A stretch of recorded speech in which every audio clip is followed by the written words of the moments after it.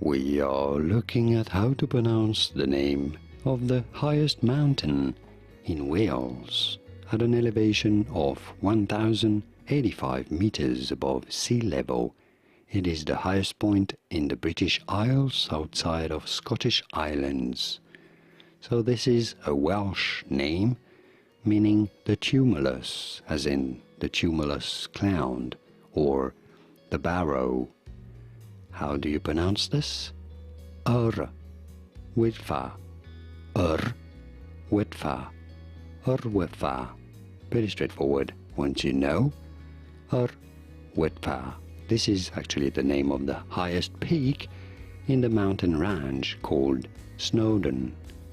Yr Wyddfa, Yr Wyddfa.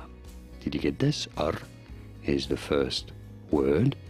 Wyddfa, Wyddfa.